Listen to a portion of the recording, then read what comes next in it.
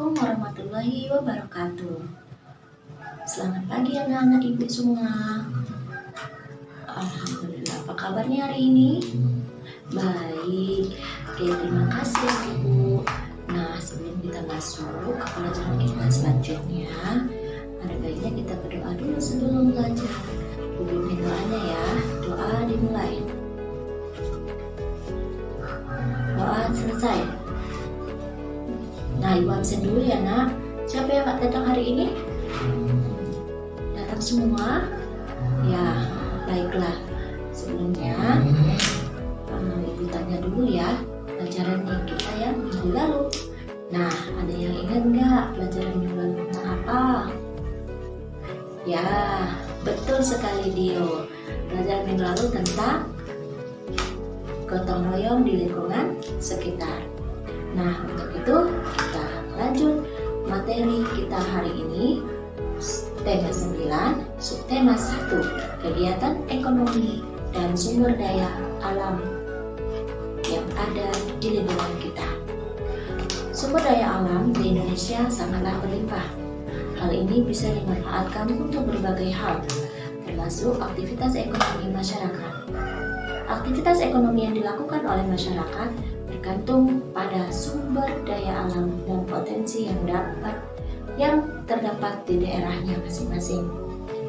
Nah, ibu mau tanya, apakah kamu tahu apa saja kegiatan ekonomi yang ada di masyarakat dan di lingkungan sekitar kalian? Ayo, siapa yang tahu? Ya, betul sekali. Kalau di daerah dataran rendah itu ada daerah pantai, daerah perkotaan, ya pertokoan. Ya, betul sekali. Yang tahu daerah apa saja dan mana saja? Nah, untuk itu ini dia materi yang akan ibu berikan.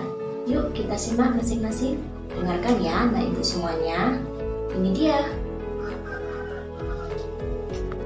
Secara umum, SDA bisa dibagi menjadi sumber daya alam daratan dan sumber daya alam perairan.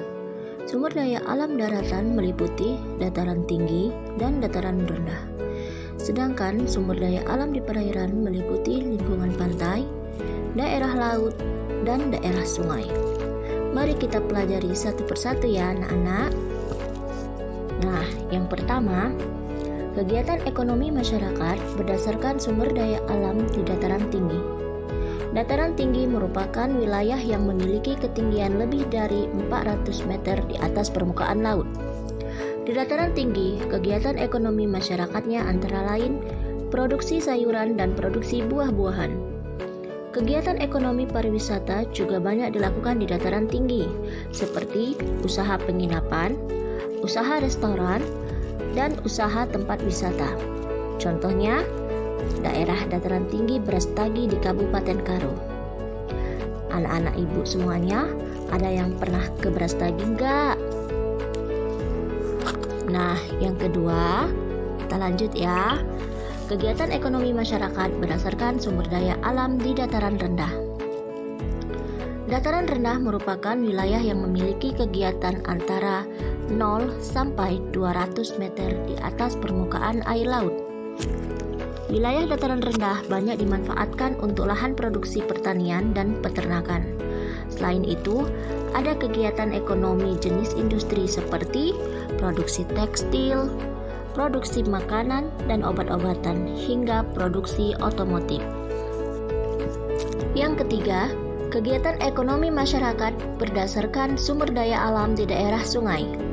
Sungai merupakan lingkungan alam yang sangat penting bagi sebagian orang. Sungai dipergunakan sebagai sumber air bagi kehidupannya. Kegiatan ekonomi di sungai misalnya, ada penggunaan air sungai untuk kegiatan produksi, seperti pengairan di sawah dan penangkapan ikan. Ada juga kegiatan ekonomi berupa produksi bahan bangunan dari pemanfaatan batu, pasir, atau kerikil di sungai.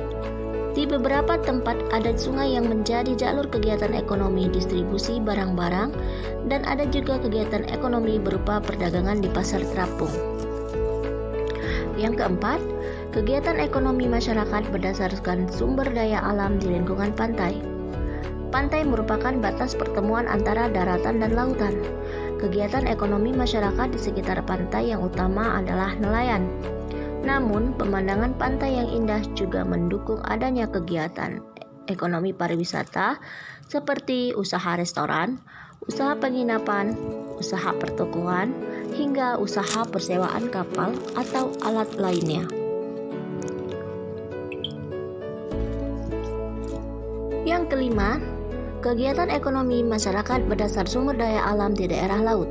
Potensi perikanan laut Indonesia sangatlah besar. Hal ini karena sebagian besar wilayah Indonesia adalah lautan. Selain kegiatan ekonomi yang berhubungan dengan pantai, ada juga kegiatan ekonomi masyarakat yang berdasarkan pada sumber daya alam di laut. Misalnya produksi hasil laut untuk makanan seperti penangkapan dan pengolahan ikan, kerang, udang, kepiting, dan rumput laut.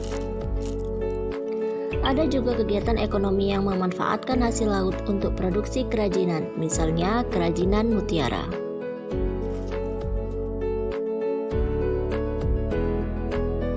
Nah, baiklah, sekarang kerjakan latihan yang ada di sini ya. Ini dia. Yang pertama, jenis kegiatan apa saja yang ada di dataran tinggi? Yang kedua, coba kamu sebutkan apa saja yang termasuk dalam sumber daya alam yang ada di daerah pantai. Nah, setelah itu, lihat PR yang akan Ibu berikan sebelum Ibu tutup pelajaran berikut ini. Ini dia. Baiklah, nah Ibu, untuk materi kali ini Ibu adakan sampai di sini. Jangan lupa dikerjakan PR-nya di rumah ya. Nah, sebelum Ibu akhiri, marilah kita berdoa agama dan kepercayaan kita masing-masing. Doa dimulai. Doa selesai. Nah, sampai jumpa minggu depan. Assalamualaikum warahmatullahi wabarakatuh semuanya.